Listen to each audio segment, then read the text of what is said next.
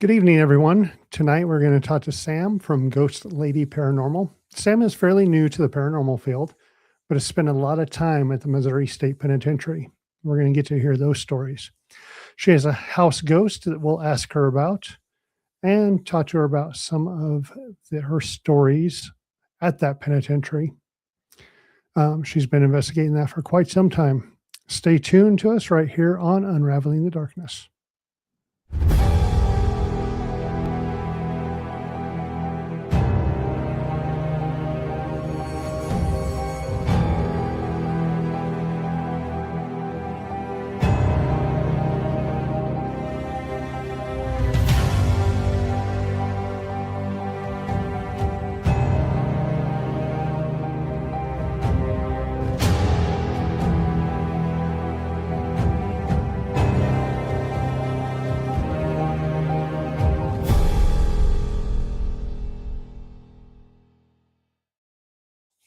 Hello. What's going on, man? Not too much. How are you?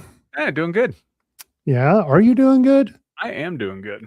I know it's been a crazy 4 weeks for you. Yep. Yeah, work sucked, but doing good. Yeah.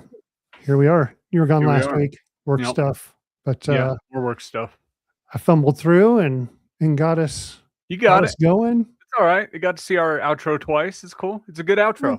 Stuff happens. Yeah. Like you said, that's why we need an engineer. Producer. Yeah. Yeah. So, all right. So, what else been going on? That's about it, man. I can sweat my ass off. Go from like 40 degrees to 80. It's been nice for like a week though, so we can't really complain too much. Yeah, I know. I think spring is finally here.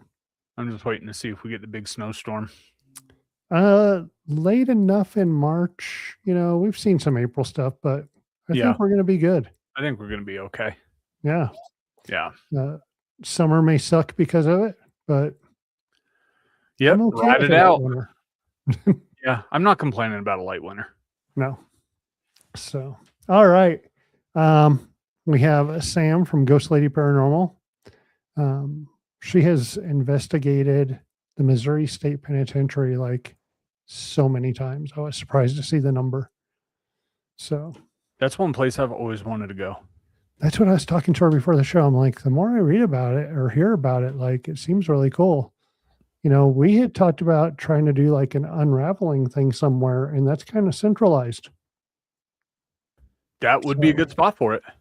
Bring in some of our past guests and investigate a place. And that would be cool. Yeah. Yeah, I didn't think about that being like a central place for us. Yeah. It'd be pretty neat. So let's not waste any more time and bring in Sam. Hey, Sam. How's it going? Hi. It's going good. How are you guys? Doing well. Doing good. So, Sam, I had messaged you about coming on, and you're like, yeah, I've investigated Missouri State Penitentiary. And before the show, we were talking, you've been doing paranormal stuff for just a few years. Yes. And how many times have you investigated over at Missouri State? Now the count is currently at 34. I'm keeping a count. Wow. That's pretty good in 3 years. And it's rising. Nothing and it's actually 2 years that I started going at the penitentiary. My first night was September 7th of 2024. But I started getting into the paranormal a little bit before going to the penitentiary because I had a couple experiences prior to that. And that's kind of what got me like drawn into it. And then when I realized that I could move closer to Missouri and everything like that, that's when I started to check out the local ghost hunts because I thought that would be really cool to meet other people that do this because I hadn't met more people that have done it. So when I knew that they were doing groups and stuff like that, I was like, okay, I have to go. Which is always a great way to start, going to, you know, public investigations and kind of seeing how things are done. And my first night, they showed me the ropes. Like, I met a wonderful guide. Like, they're all wonderful.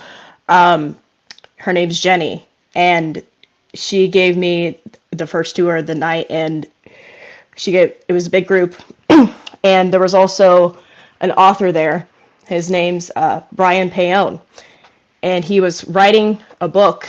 His book, it's called These Walls Still Talk, and that's currently actually the shirt that I'm wearing too, which is really cool. He was writing his book, and he was spending 8 weeks into the penitentiary, and we started to connect and stuff like that. But I started to do my ghost hunt just on my own, and I was with my husband, and they let us out for the night, and so it's an overnight ghost hunt, and it started from there. What made you get into investigating the paranormal? So I wanted to connect personally for myself. I've had a lot of experiences with family members passing away, and I've just always been interested in seeing if I could connect to them. My grandpa passed away in his home, and I wanted to figure out maybe if there was a way that I could possibly talk to him, because I kept feeling that his presence was there, and that's kind of like how my house ghost is. So I started wanting to, because like I felt a presence, and I just wanted to see if I could. And I downloaded Necrophonic. That was my first thing that I used, the Necrophonic app. Because I didn't know that there was other tools and stuff like that too. So that was just how I got started. And his name, Gale, started coming through. And that really, it startled me at first. I was really scared, but I was like, okay, this is a thing. This is real. I started smelling like different things that he used to have, like cigarettes, whenever we didn't have cigarettes in the house, and whiskey, his favorite whiskey that he liked to drink.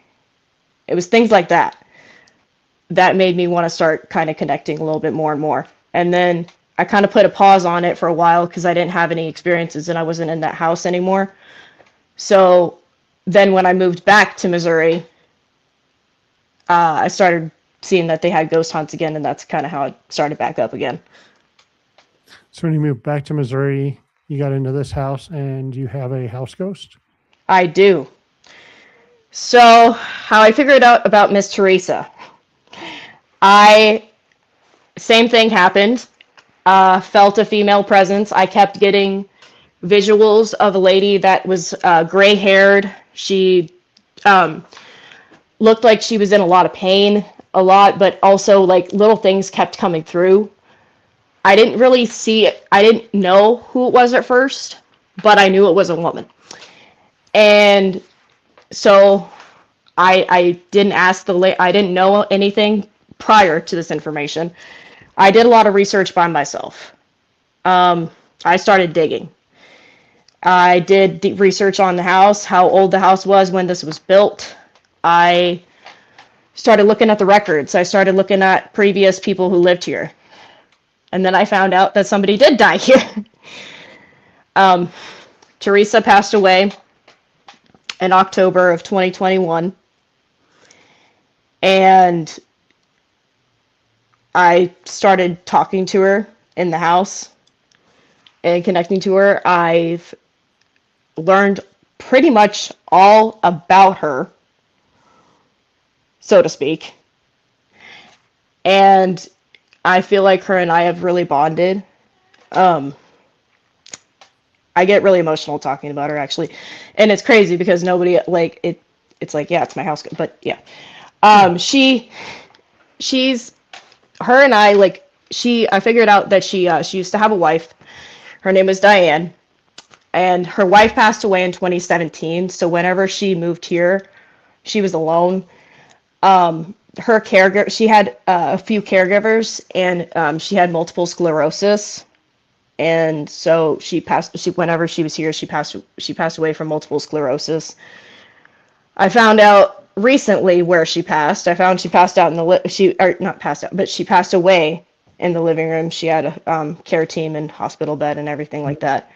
Me finding out that information over the last 2 weeks was very, very emotional for me. I was crying a lot. I didn't want to, and I had a bad feeling about the living room already. Like T does, and she likes to be called T too, which I figured out was really cool. T doesn't like to be in the living room either. Her and I, we don't go in there very often. So because I kept getting a bad vibe in there, like bad feeling. So that kind of connected that as well. I've experimented with a lot of different equipment in here. I've tried the trace wire. Lights just flickered too in here. But Yeah, that's always interesting when we get people that are talking from haunted locations and stuff starts happening. We had that with it was Jocelyn, right? In the doll room. Mm-hmm. Yeah, and then chumming with the spirits too when he was sitting in the hotel room. Sorry. And I mean, he just had these like light anomalies going everywhere in the hotel room and he wasn't seeing anything. It was absolutely crazy. Wow.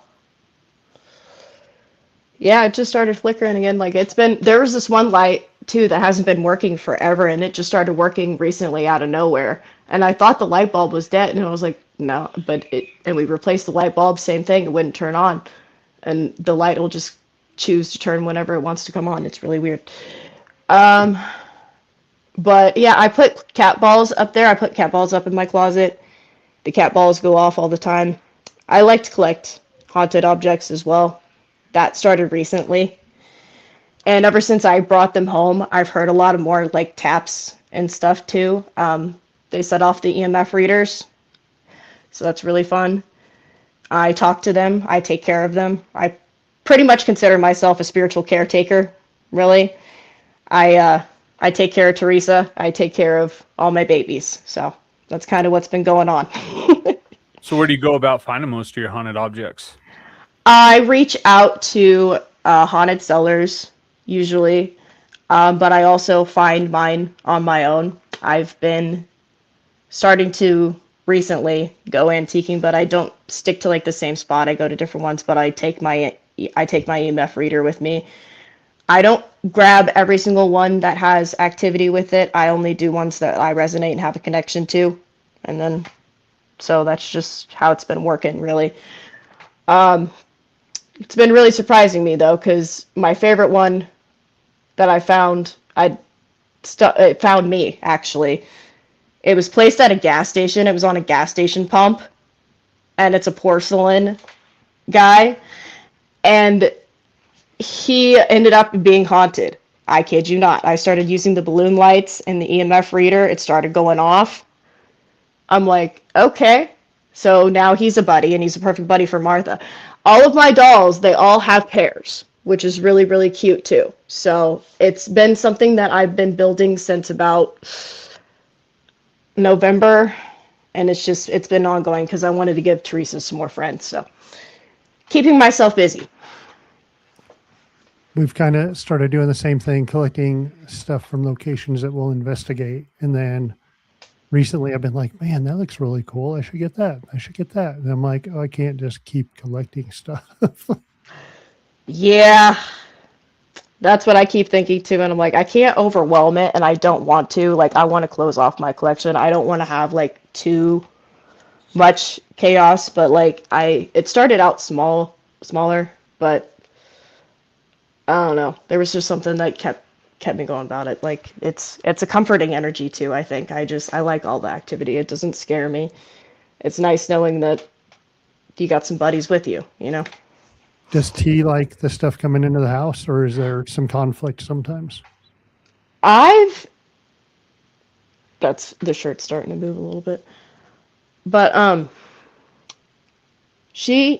think that it has sometimes like caused a little bit, like I've noticed more activity with bringing them in, so I can't tell whether it's negative or positive because I haven't really had like any negative experiences with them. I brought them closer to her and she kind of interacts with them, but I can't say for certain, you know.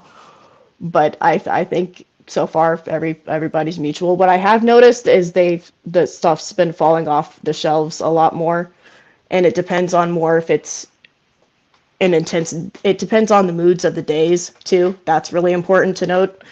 Like if it's a more intense day, and this was especially with T, because they told me, and I asked them about this. I said, was T more like emotional around the holidays? And they said, yeah, because she didn't really have many family members that came and visited and stuff. So she was more upset around that time during the holidays. And I get more upset in here around the holidays now. And it's a mutual thing.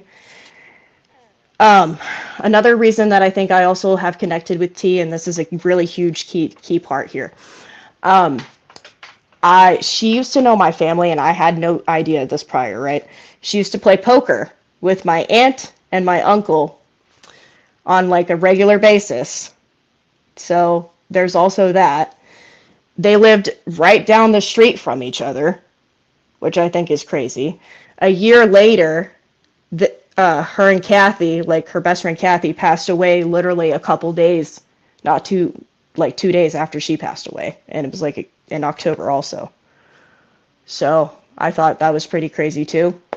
I've been told that I kind of have like medium type gifts and kind of connecting with the spirits that way, because a lot of it's through music too. And that'll bring back to the penitentiary as well, because that's a lot of it. What I've been doing is going back and forth with the penitentiary here in my closet, and because it's the same exact activity, which nobody has been able to make sense. But it's the same exact thing.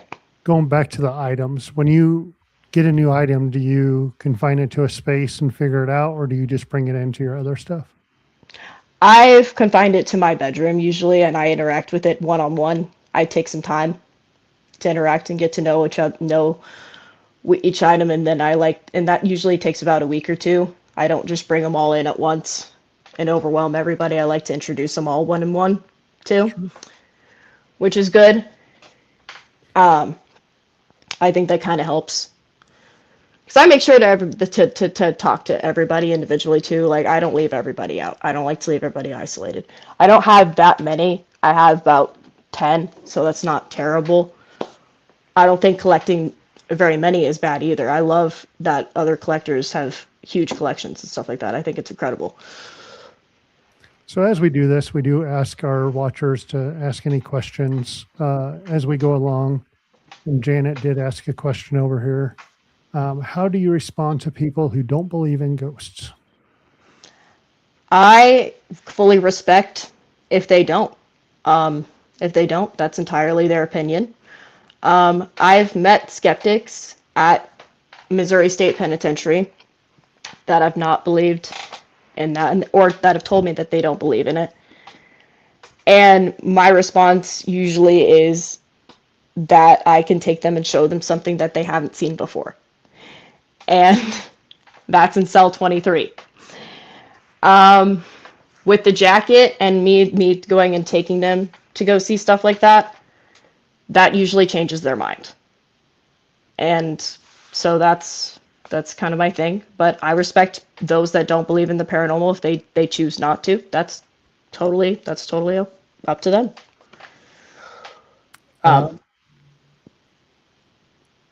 Sorry. I normally don't have the dog down here, but I think he was getting into his treats. So going into the, I got dogs too.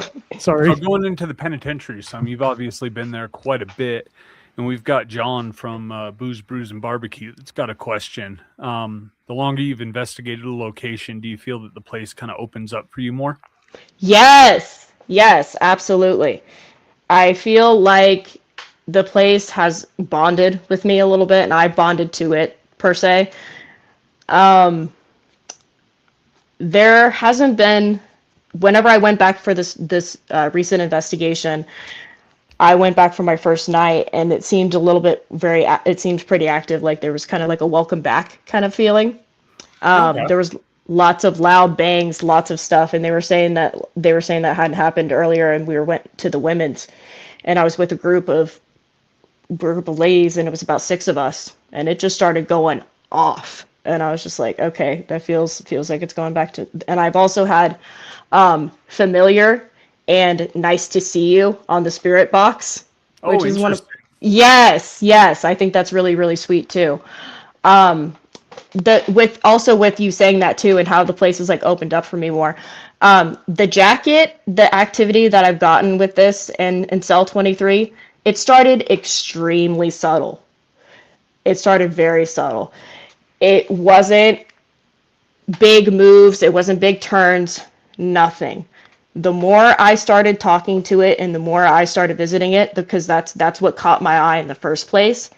Because how I was drawn to it was on my first investigation of the night, we went to housing unit 4, and I saw like there was this big room with this big lab coat and everything like that, and I just had this thought, and I was just like, what if I come back and the lab coat's not facing the same way?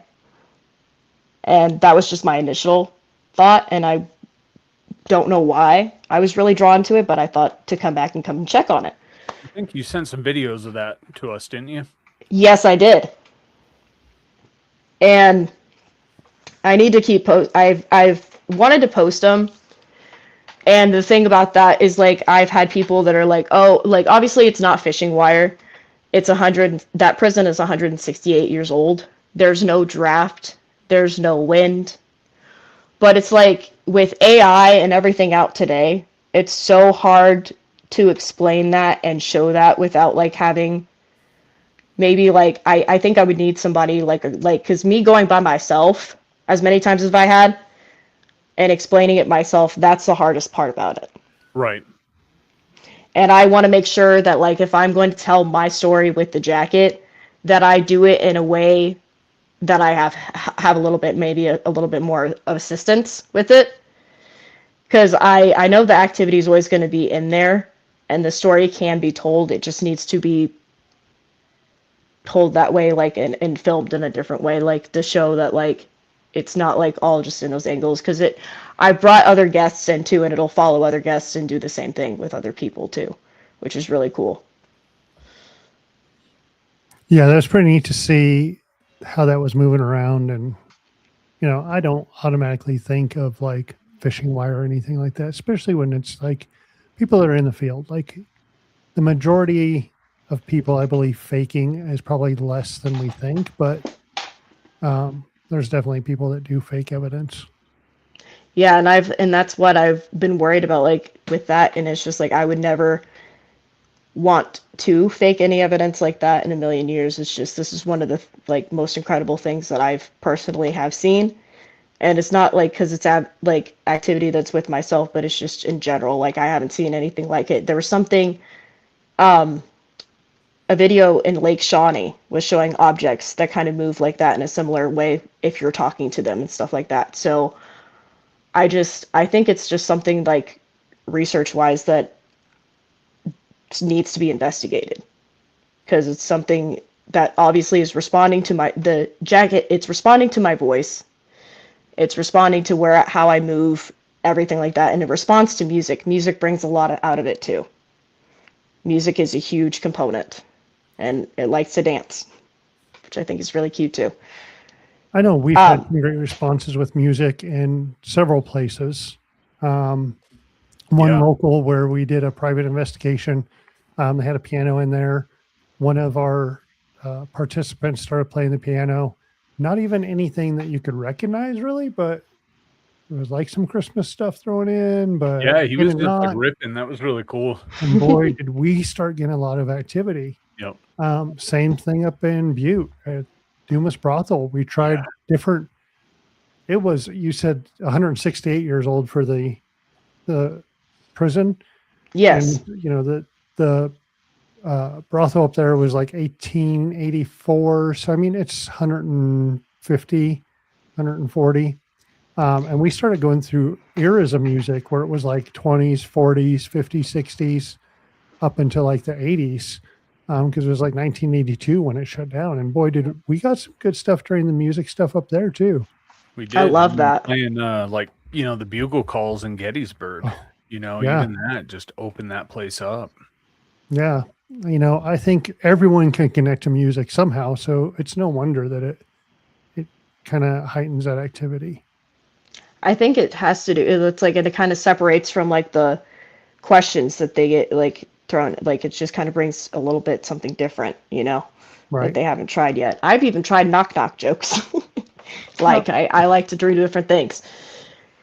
well, Keep it and fresh. those guys being in such a confined area, what did they have for the longest time? It was mostly music. Exactly. You know. Yeah, pretty I much. think about that a lot. Yeah. Yeah. So, besides the jacket, what's some of the other activity you get there? Oh, you get everything. You see shadow figures, you hear voices, you can see, I've seen glowing eyes you can see the peekers, which are again the shadow figures that step in and out of the cells, and they're just kind of watching. You go in housing unit 4 and you can sit. One of the favorite things to do, the staff included, like we like to just sit in the chairs, and you can see activity just from the rafters of men and women just walking in from their cells. I get different things, feelings from different buildings, because for me, there's a different vibe to every building. So there's 3 active ones that they still have open left. There's Housing Unit 1, Housing Unit 4, and Housing Unit 3. Housing Unit 4 is one of the oldest, and that's the granddaddy. It is that's the one that has the jacket in it, but it also has the dungeon cells, and it's also got the original whipping post. It's really intense in there. I like that one. But and then there's Housing Unit 3, which has got Death Row, and it's got Gen Pop. It's got everything. Like it's different vibes for different nights. You never know what you're gonna get. And then Housing Unit 1 is the women's, and I love going in there too, because you just different nights, and that's why I've gone so many times, because you don't know what it's going to be. I feel like until you get there, sometimes it can be quiet, but there's always something to find, which keeps me coming back too. Do you have any, besides the jacket, are there any other experiences that you can tell us about that you've had? Yes, I have seen I've seen lights in the dungeon, like glowing lights, and I've got pictures of an apparition of a man who is sitting in a chair, and he's got this wide expression on his face. And I asked one of the staff members, I said, "Have you seen this guy before?" And she turns over to me and she goes, "Yes, I have seen him before." And I was like, "Okay, thank you." Because I keep picturing him, I keep looking at him, he's got a wide face, and he's in the dungeon cells. So there was one of that. I have also seen what they call Big Boy. He's like a big, tall shadow figure. He's about 7 foot. Been photographed a lot of times. I'm still looking for Louisa in Housing Unit 1. Still wanting to find her. And then I don't know, it just depends with the guests and everything like that too. So I've also noticed, and this is the interesting thing too, there's bells that are hanging in the showers, in front of the showers, that they keep out, and they move whenever I'm next to them too. There's different strings that are attached to the lights that they used to keep in the different cells too. Those move sometimes whenever I'm next to them also. So it's an ongoing thing that I've noticed that keeps my attention, because it's like something's kind of following me a little bit. And I've explained this to people, and they're like, "Yeah, I see the same thing." And it's kind of creeps them out, because they don't know how to react. They don't know what to think of it either. But it's one of those see it to believe it kind of things. And that's what's been going on. So consistent activity is always in cell 23. And then I feel like the residual activity is all in the other surrounding parts too. I've seen a lot. I bet there's a lot of stuff going on there. There's a lot. There was this black figure that went across my feet, and it had a little bit of a weight to it. And I asked if there used to be a dog on site too that they used to have. There was a big black dog, and I was like, okay, so that ties that to that. Little things here and there that catch my eye. What I thought was really interesting, I had the spirit box going on in cell 23, and I got my house ghost's name. You got your house ghost name while you were at the penitentiary. I did. Oh, and then Yeah. that's how you were able to, with a name, then you were able to trace back that she had passed in the house. No, I figured out that she passed in the house by contacting her previous caregivers. Oh, I contacted her previous caregivers on Facebook. I reached out to them, and they're also my next door neighbors. So that's convenient. it is. They told me that about, because I straight up, I was like, I need to know about more information about T, because I get information from her all the time.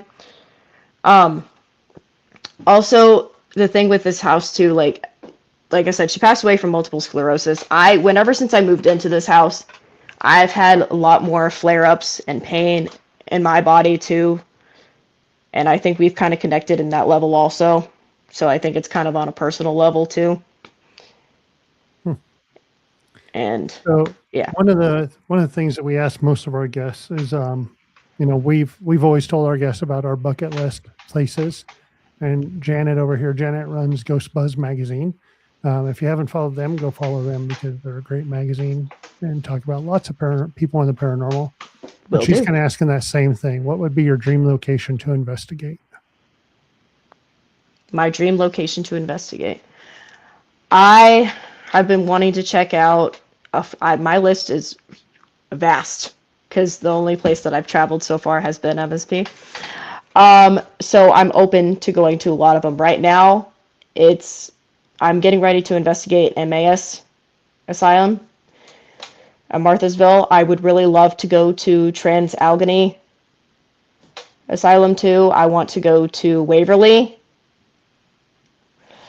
and the Sally House. There's a lot of places I would love to check out.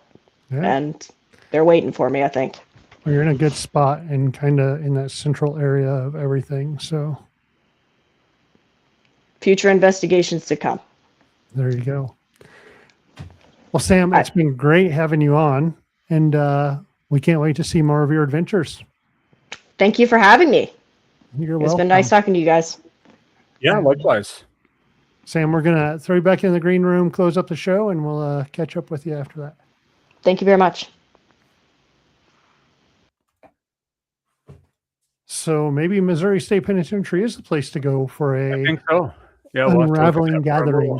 Unraveling reunion, Gathering. whatever. Yeah. Say that a couple times. Yeah, for sure. So, yeah, such a cool place. And of course, some of those places that she mentioned are also on our bucket list. I mean, Sally House, we recently saw that they've opened up the basement again. Yes. They've, I guess there was a stair issue, and now they've rebuilt the stairs and have opened up the basement. So now that that's open, that's moving back up in my list. That's moving back up. That was a big reason why we looked at that this year for a big trip, and we took it off because of that, Yeah. So yeah, move it back up and get that. That's Sally House is definitely a really cool place. Yeah, absolutely. So, well, we thank everyone for watching tonight, and catch us next week. All right. Thanks, everyone. See y'all next week. Unraveling the Darkness would like to thank Horn Paranormal Research for sponsoring our show. If you're craving more paranormal content, don't forget to check out our YouTube and Facebook channels at Way Out West Paranormal and Unraveling the Darkness.